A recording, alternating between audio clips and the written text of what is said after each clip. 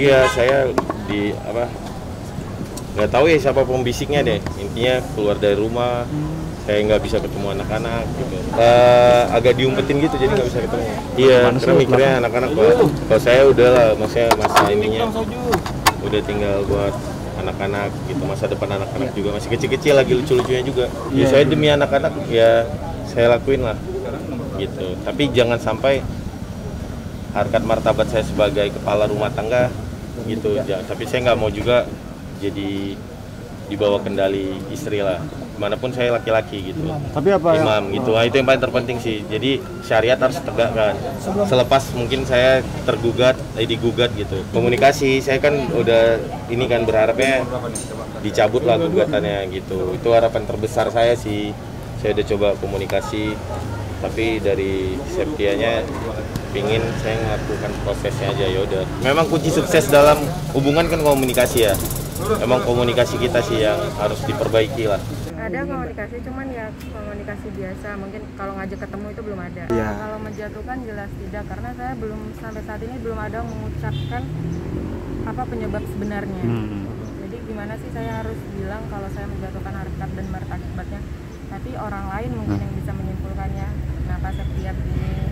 Kan saya hanya memberikan kisi-kisi, bukan membocorkan sebenarnya apa.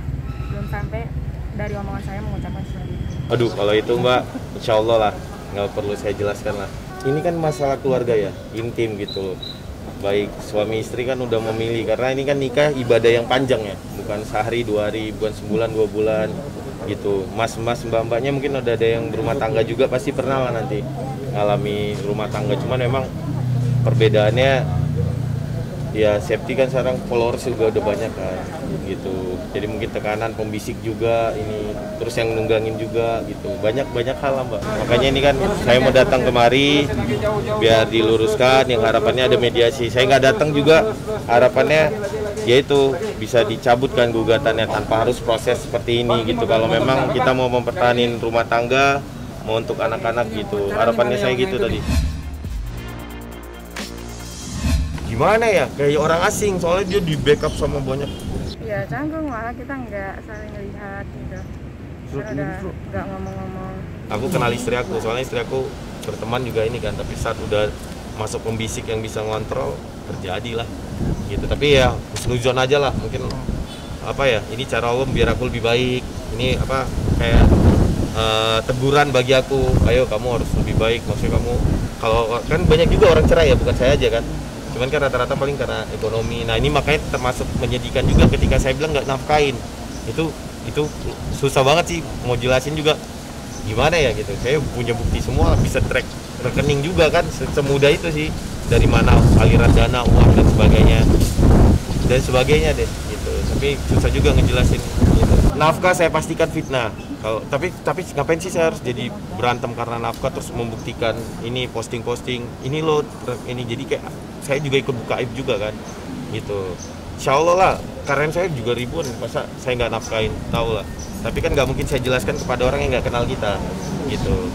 Susah Mbak, karena kan nggak kenal apalagi itunya. Tapi yang jelas insya Allah saya nafkain lah. Dan ini paling terpenting, saya berusaha nyari uang buat siapa kalau nggak buat keluarga, ya nggak buat anak-anak, fasilitas semua dan sebagainya. Buat siapa coba? Karena saya nggak punya keluarga saya tuh istri saya dan anak-anak saya. Banyak lebih ke nasihat sih, maksudnya nasihat gimana perjuangan udah suksesnya kan, perjuanginnya untuk siapa? Pasti untuk anak kan, untuk keluarga. Jadi jangan sampai ya gara-gara perceraian jadinya nggak baik lah. Intinya banyak dinasihatin tadi gitu. Dalam artian rujuk berarti Bang? Iya, banyak, pokoknya semua hakimnya semua berharap rujuk semuanya. Mediator juga begitu, tadi kan kasih tahu problemnya apa sih dan sebagainya gitu.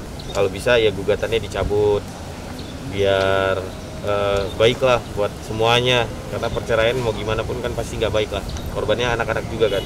Tergantung dia bisa itu nggak memenuhi tuntutannya nggak? Sesuai perjanjiannya? Iya, sesuai perjanjiannya. Belum cabut gugatan, karena kan saya punya tuntutan nih yang harus dibaca dulu sama Bang Putra. Yang pasti saya juga tidak mau dirugikan ya, jadi sama-sama tidak mau dirugikan. Jadi Bang Putra pelajari dulu itu tuntutannya. Nanti setuju atau nggak setujunya mungkin hasilnya dia bakal kasih di tanggal 7. Ada sidang lagi di tanggal 7 Februari. Dari istri saya Septi masih mau rujuk atau enggak? Oh enggak, berapa lama ninggalkan rumah, itu dulu yang penting kan. Karena yaitu penyebab utamanya, karena kalau udah ninggalin rumah itu kan dia masih status istri saya ya gitu. Kalau udah ninggalin rumah kan otomatis komunikasi jauh, itu dulu yang dinasihatin oleh mediatornya, jadi sehingga sampai ke sini gitu. Lalu kedua ditanya masih mau rujuk nggak, alhamdulillahnya Septianya mau gitu, sayanya juga apalagi ya kan, karena alhamdulillah mau ya gitu. Terus ya ini persyaratannya lumayan, Ada niat baik dari katanya dia berusaha untuk mempertahankan, itu sih yang disampaikan Bang Putra, karena dia katanya nggak mau pisah, tapi nggak tahu ya, lihat hasilnya aja ntar di 7 Februari. Rujuk mempertahankan anak dan juga istri. Bang Putra ingin rujuk ya harus membuktikan omongannya dong. Saya kan sangat terbuka mediasi pertama, kedua dan ketiga tuh, tapi emang kenapa harus begini ya, karena ada yang nggak bisa kita selesaikan di dalam rumah, jadi mungkin cuma lewat sini aja bisa diselesaikan. Ada perjanjian yang harus dipenuhi sama Bang Putra, dan itu juga bukan untuk saya sendiri ya, itu untuk kepentingan keluarga kita juga. Pokoknya tentunya perilaku aku agar lebih baik ya, tapi kembali lagi aku kan sampaikan juga ke mediator bahwa aku kan manusia biasa ya. Septia kenal aku pun aku bukan malaikat, pasti akan ada kesalahan ini dan sebagainya gitu, dan saya pasti mau berubah lebih baik, karena gimana pun saya imam keluarga kan, segala hal nanti saya pertanggungjawabkan, bukan di dunia aja, di akhirat. Tapi mungkin terjadinya ini jadi rame dan sampai digugat gini juga mungkin karena dosa saya gitu. Tapi kan saya masih dikasih kesempatan buat hidup, buat berubah lebih baik dan sebagainya gitu. Nah lalu berikutnya yaitu dari alhamdulillah Septia dari istri saya mau berdamai dengan catatan beberapa hal. Pertama ya tentu perilaku lebih baik. Kedua tidak KDRT, insya Allah tidak ada kekerasan atau apa. Ya itu semua orang juga pasti maunya begitu. Gitu. Lalu paling banyak itu sih memang aset, semua aset di bawah sini. Mungkin dia bilang saya pelajari dulu ya ini semua isinya gitu. Karena kan Bang Putra hari ini nggak bawa lawyer, jadi dia kan lebih pelajari itu ke kuasa hukumnya, ini kan tentang hukum, dia serahkan sama ahlinya. Nah itu dia, di sini juga dikatakan untuk kedepannya tidak ada perselingkuhan atau ini dan sebagainya. Di sini dicantumkan juga kedua, tadi perilaku baik, terus kedua segala hal harus izin istri, keluar rumah, pekerjaan, sains, perusahaan apa semua, di situ ada juga permintaan ini. Semuanya lah banyak banget. Nah, dikasih kesempatan saya. Kalau saya tanda tangan tiba-tiba ada ini lawyer saya bilang, "Wah, ini bahaya buat kamu. Bisa ditendang dari perusahaan atau apa, gimana mau? Rugi dong." Gitu, saya berdarah-darah juga.